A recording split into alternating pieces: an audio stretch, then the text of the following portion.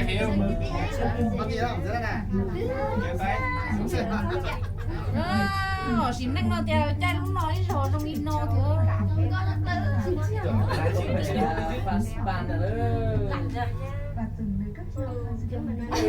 Tôi không nhớ một điều nào là hôm qua tôi đi nhá. Với cha trên tủ là rồi. Chạy trên tủ là chạy luôn à? Con nắp là đi.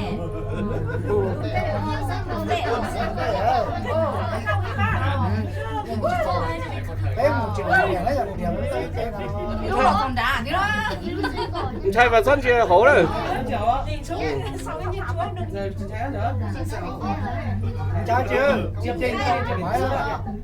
Chị cha chị trai đi đi.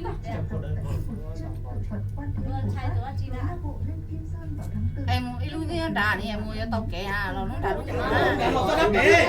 lúc Lu số chữ là số chữ là này.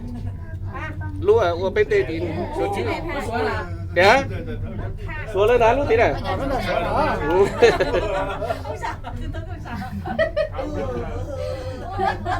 Anh ta vừa như vậy nhập khỏi rồi tên tháng này dùng để biết chết mùa nó.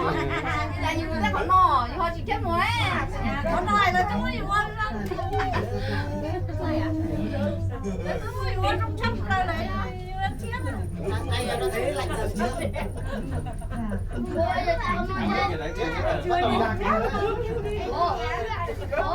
Bóng kiểu mình đã thấy hơi lạnh lạnh trong thời đó.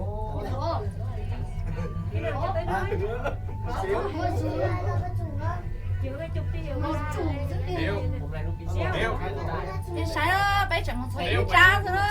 Cái chỗ này mà làm cái cầu kính nhỉ? Phiêu thiên. Nhưng Mộc Châu cầu kính. Gọi là có Anh ngồi bên kia. Cục.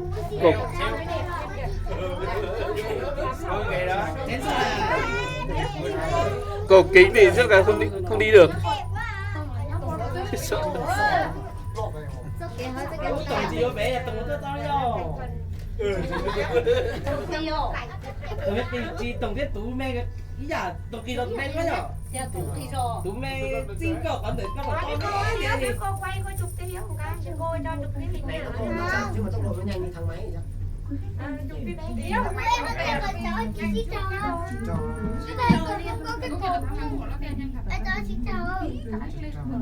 Tân mảnh nhiều. ôi để trông Có cái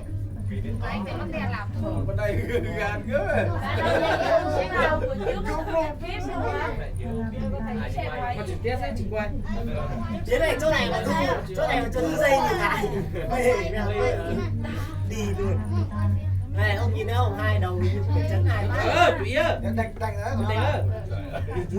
Tiếp. Nhìn đâu anh cái màu vàng chứ không phải là đồ chân yếu đâu. Cái này hai cái đầu nó phải hai cái đồ chân yếu. Đây mà, ở giữa này.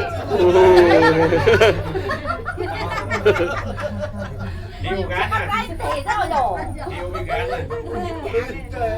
Ôi chả chúng ngồi trên in thầu lần lẩu thế này rồi.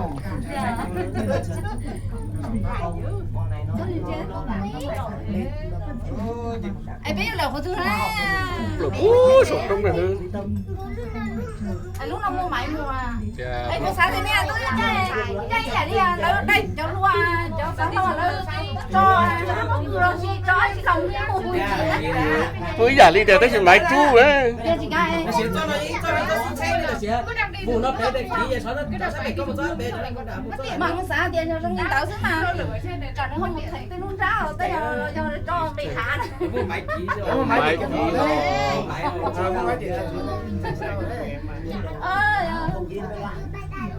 Cho một cánh luôn rồi. Ô, tránh ngô, mù đấy rồi. Mù đấy rồi. Thế mà đến việc cái này không chạy nữa. Bỏ ra chơi đây. À, thì mình cũng chỉ chuột chết này, tức là mà tính vào cũng mù đấy đấy. Về là nó dốc. Cứ mua bàn nó có hot shit này. Nhà là xe. Đó là xây dựng cái hệ thống này. Để treo cao. Qua cửa xe cái này. Cái gì? Có nhiều bà. Hay rồi đó chị.